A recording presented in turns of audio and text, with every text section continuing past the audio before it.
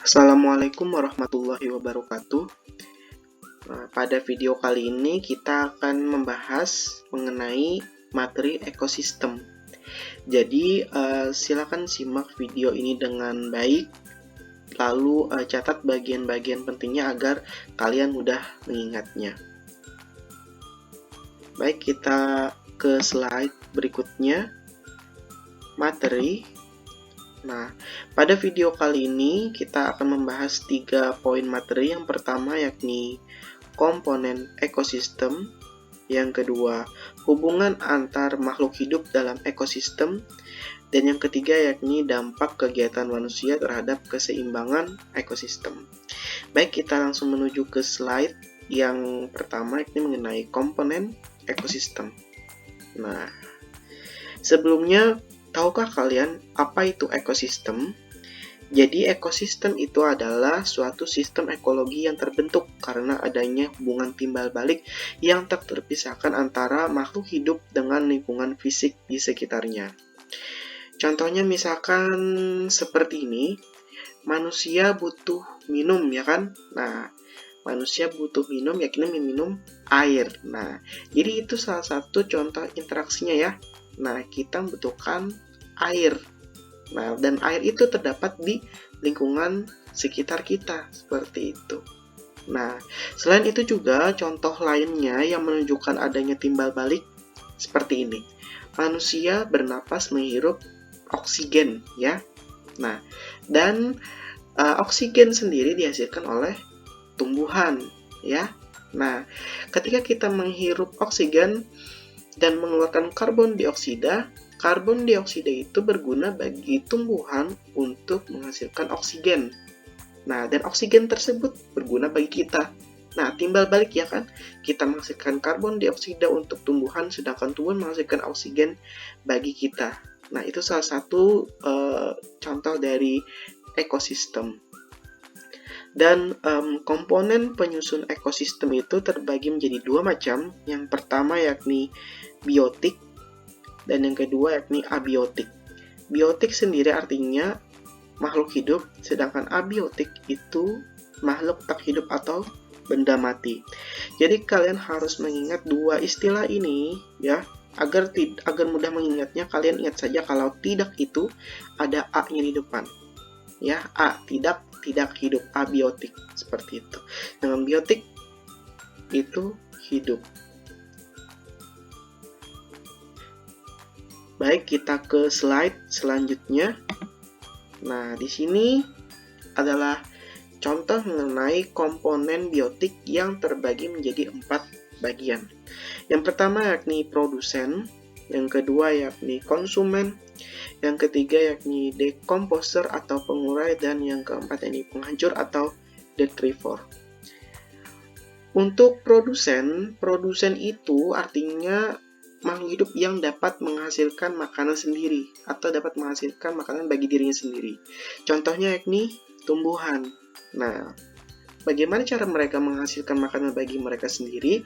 Mereka menghasilkan makanan bagi mereka sendiri melalui proses fotosintesis yang terjadi pada daunnya, ya. Nah, jadi mereka tidak memakan sesuatu dari luar, tapi mereka dapat membuat makanan sendiri, ya, melalui daun. Dan prosesnya namanya proses fotosintesis. Nah, selanjutnya yakni konsumen. Konsumen itu artinya adalah makhluk hidup yang mengkonsumsi sesuatu atau memakan sesuatu. Contohnya di sini adalah hewan, ya. Nah, dan kita juga sebenarnya termasuk ya, manusia termasuk konsumen, karena kita tidak dapat membuat makanan sendiri kan tanpa mengambil sesuatu yang ada di lingkungan kita.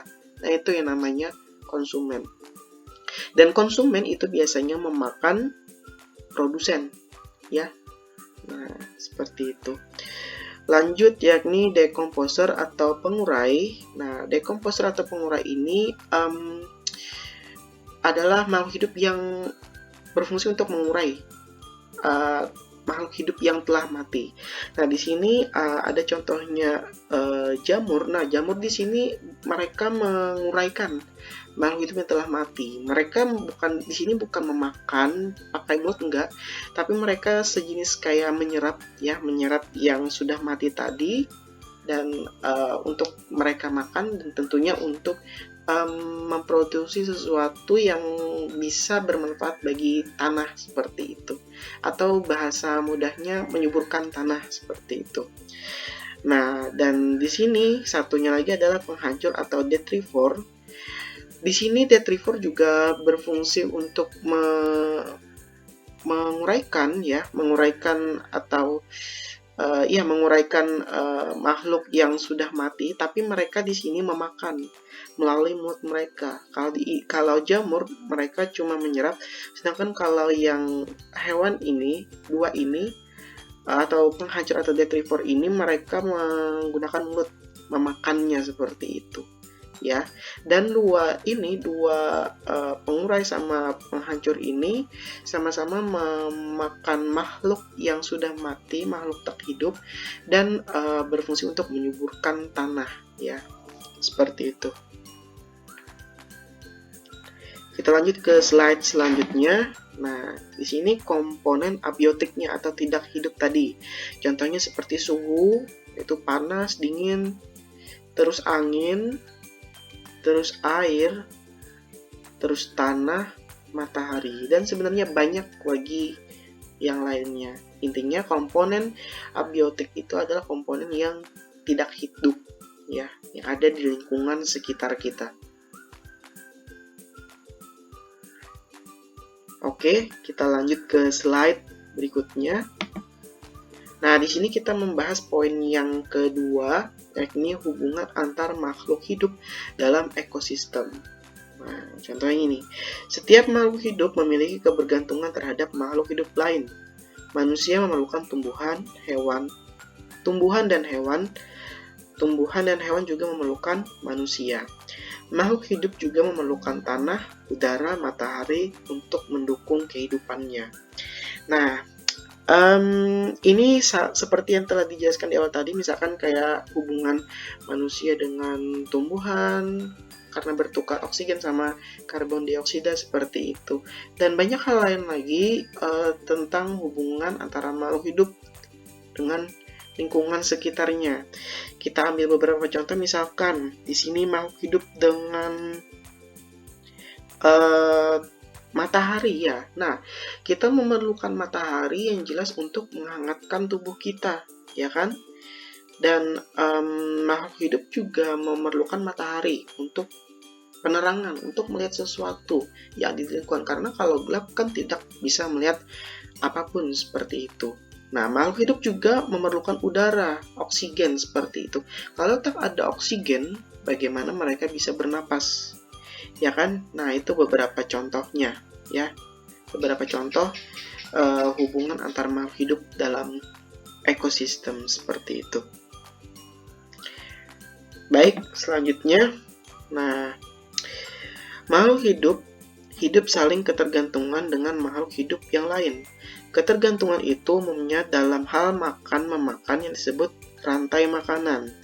Nah, pernahkah kalian mendengar apa itu rantai makanan? Jadi rantai makanan itu adalah perjalanan memakan dan dimakan dengan urutan tertentu antar makhluk hidup. Nah, contohnya seperti ini. Nah, ini adalah urutan rantai makanan dari dimakan, ini memakan, ya kan? Terus dimakan, terus memakan, dimakan lagi, dan seterusnya.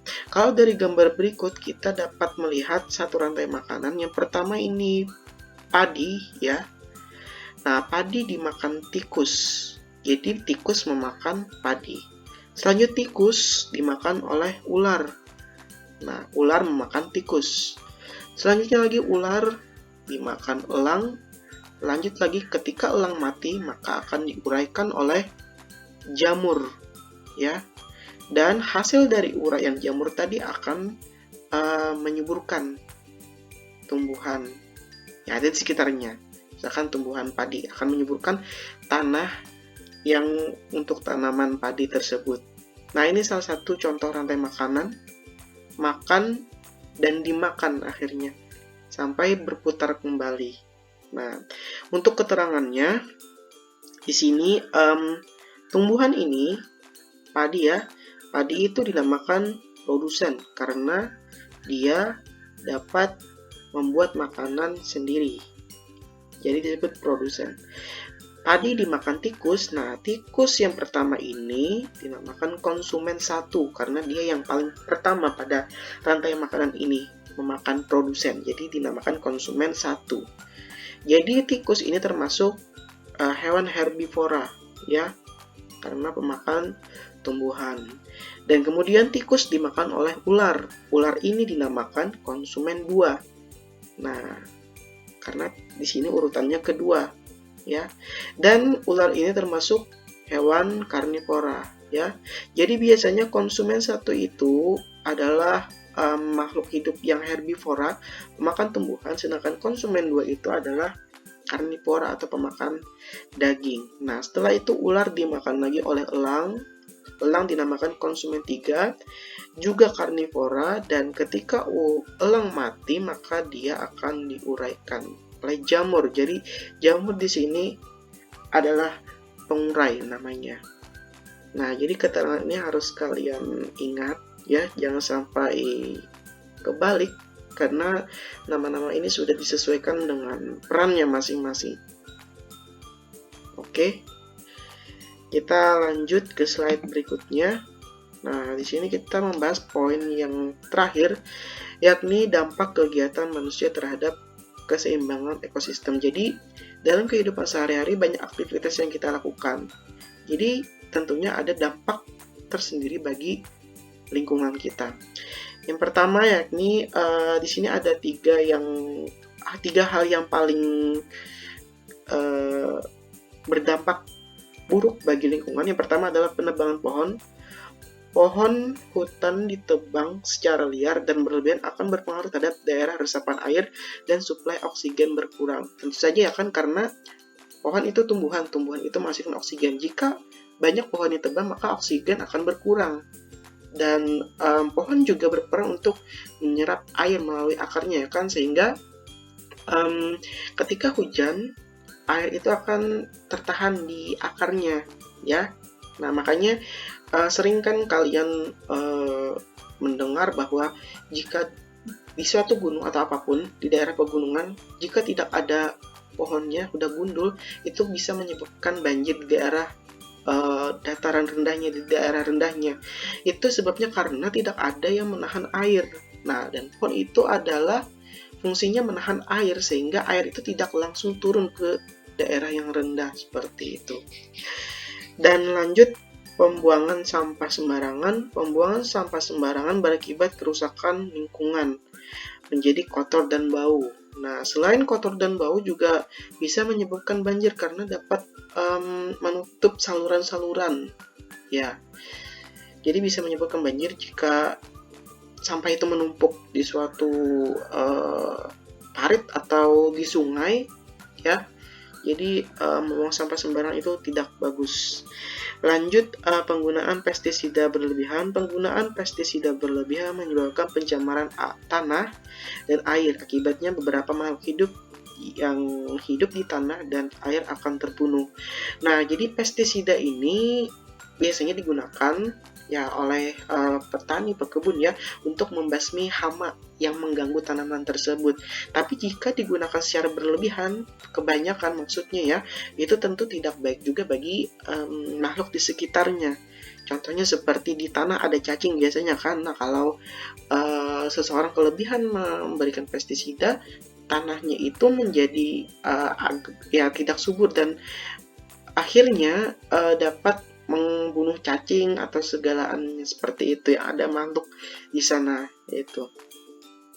Nah, jadi penggunaan pestisida berlebihan itu tidak bagus ya. Baik, kita ke slide selanjutnya. Nah, di sini untuk slide selanjutnya ini soal-soal. Jadi silakan simak soal-soal berikut ya. Catat juga agar kalian dapat belajar lagi dan dapat mengingatnya.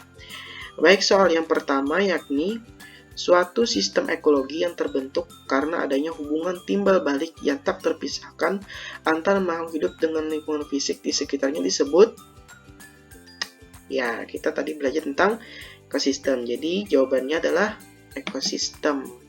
Nah, jawabannya benar. Kita lanjut ke soal berikutnya. Soal yang kedua. Lingkungan yang berupa benda-benda mati dinamakan lingkungan. Nah, kemungkinan dua ini ya. Ingat, kalau benda mati, ingat ada A-nya. Jadi jawabannya yang tepat adalah lingkungan abiotik. Kita klik. Iya, jawabannya betul. Baik, kita lanjut ke soal berikutnya. Soal yang ketiga yakni pemakaian pestisida yang berlebihan dapat mengakibatkan menyuburkan tanah? Tidak. Memperbanyak humus, itu artinya menyuburkan tanah juga? Tidak. Menurunkan kesuburan tanah? Betul. Mematikan ular? Belum tentu. Jadi kita jawab C ya. Iya, jawabannya betul. Ya, lanjut kita ke soal berikutnya. Soal yang keempat. Jika dalam ekosistem sawah jumlah ular bertambah banyak, maka kemungkinan terjadi apa? Yang pertama, jumlah elang berkurang. Tidak ada hubungannya ya. Terus jumlah tikus menurun. Bisa karena ular memakan tikus ya. Jadi semakin banyak ular, tikus pun banyak dimakan dan makin berkurang ya. Jadi jawabannya yang betul B. Iya.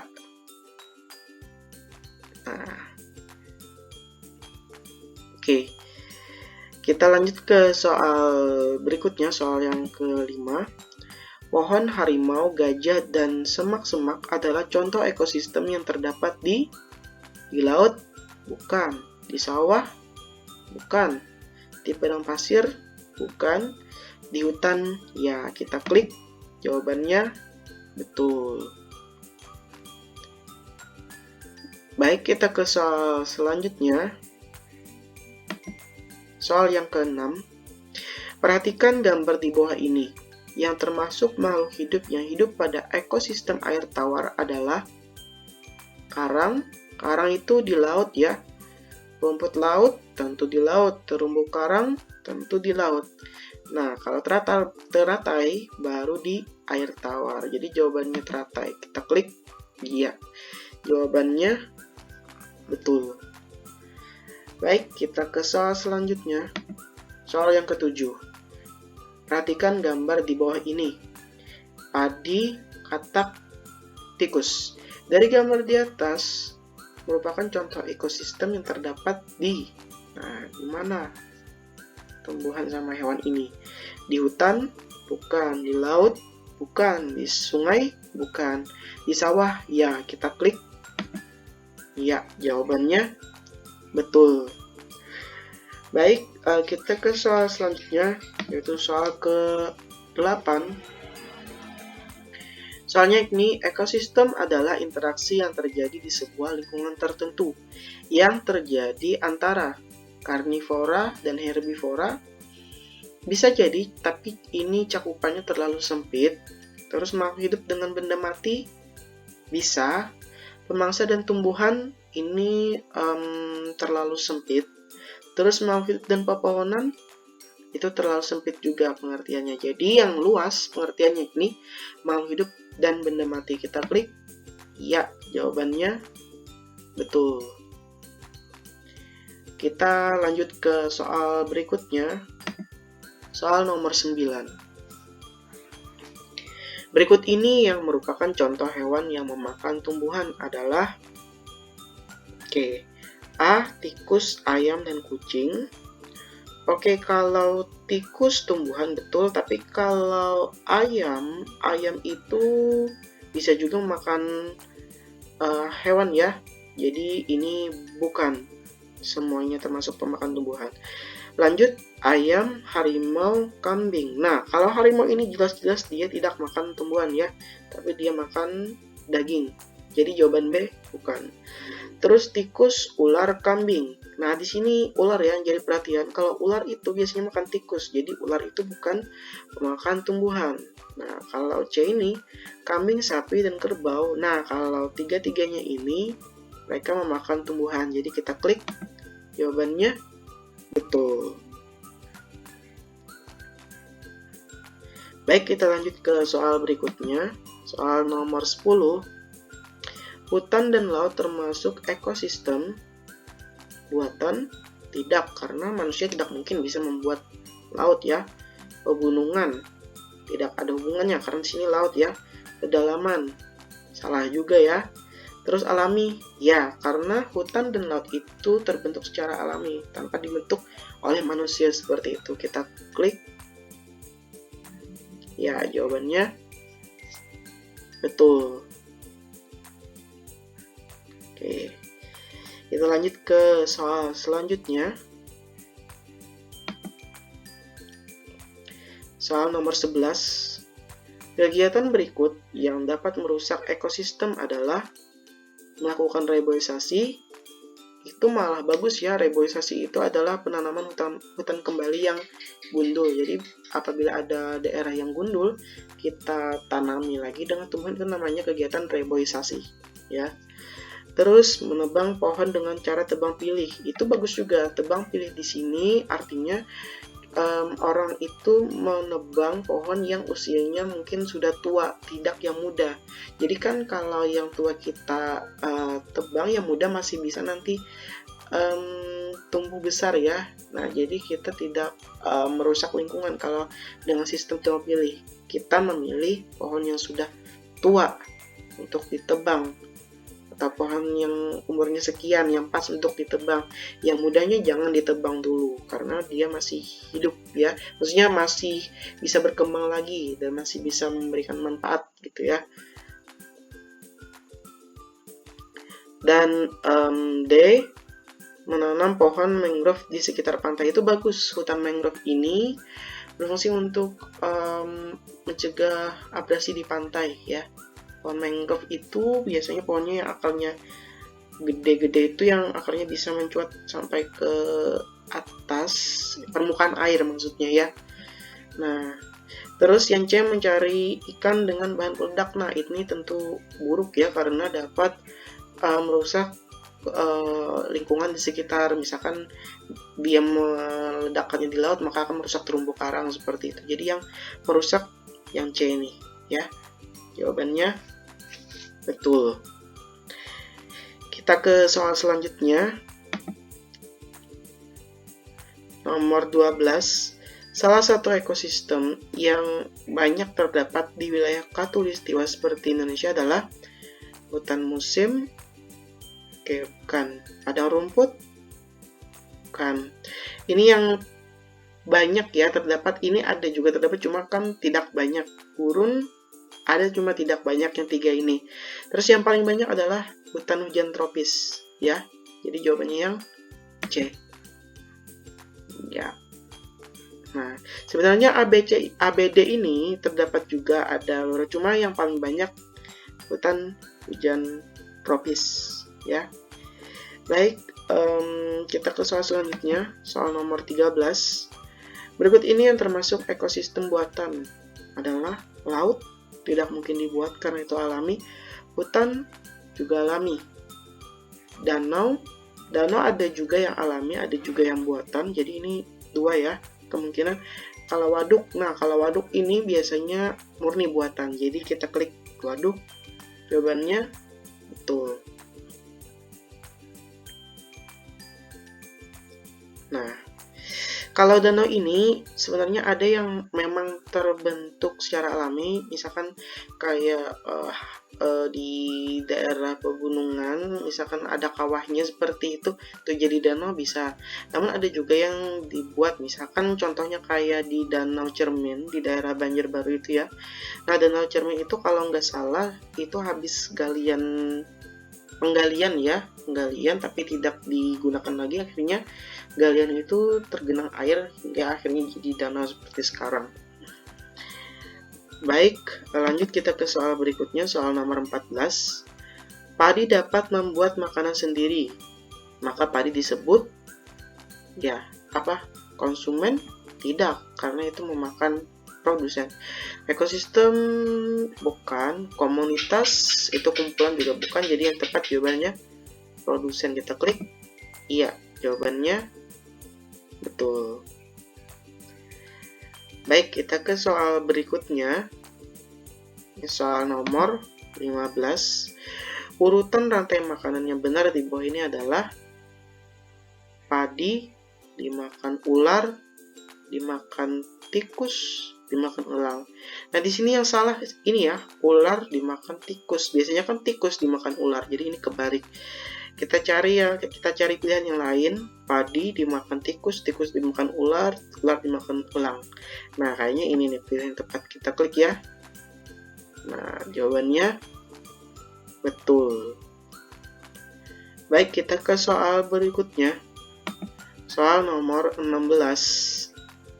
Tindakan yang perlu dilakukan agar keseimbangan alam terpelihara adalah menggunduli hutan, itu tidak bagus ya.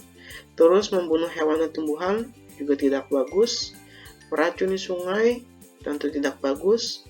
Melestarikan tumbuhan dan hewan, nah ini baru benar. Kita klik iya, jawabannya betul.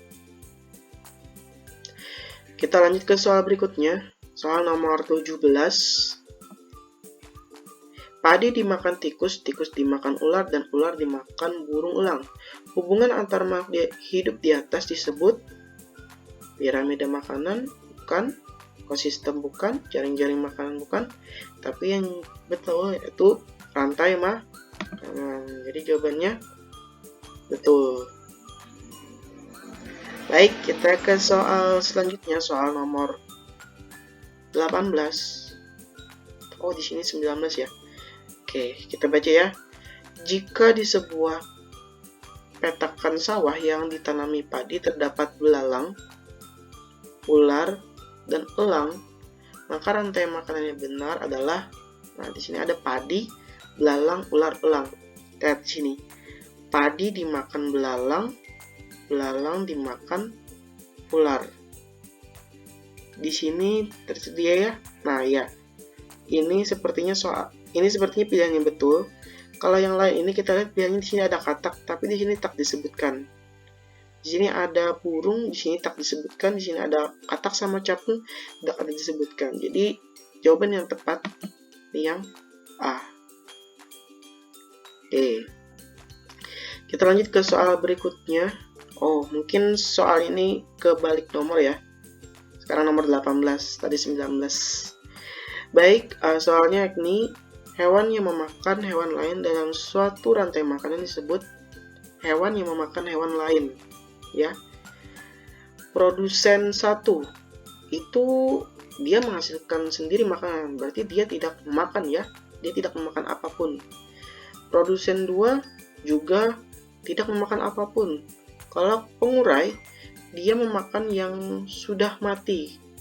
Nah, kalau konsumen 1, nah ini baru hewan yang memakan hewan lain. Contohnya seperti ular tadi, ular memakan tikus ya, kan sama-sama hewan. Jadi kita klik. Oke, jawabannya betul. Nah, lanjut kita ke soal berikutnya. Oke, soal nomor 20. Ini soal yang terakhir. Terumbu karang di laut sangat bermanfaat karena kecuali, berarti cari jawabannya yang bertentangan sama soal ya. Nah, terus yang pertama dapat diambil untuk hiasan, kayaknya tidak ya. Terus tempat hidup ikan-ikan kecil, nah ini baru betul ya. Terus merupakan makanan ikan, betul juga. Terus menghasilkan oksigen untuk pernapasan ikan, betul juga. Jadi yang kecualinya yang bukan yakni dapat diambil untuk hiasan. Kita klik. Iya, jawabannya betul. Ya. Baik, sekian pembahasan kita pada video kali ini mengenai ekosistem. Silakan pelajari lagi video ini jika dirasa perlu pengulangan, dan bisa kalian cari referensi lain di Google atau buku-buku yang lain untuk menambah pengetahuan kalian. Sekian dari Bapak, tetap semangat belajarnya. Assalamualaikum warahmatullahi wabarakatuh.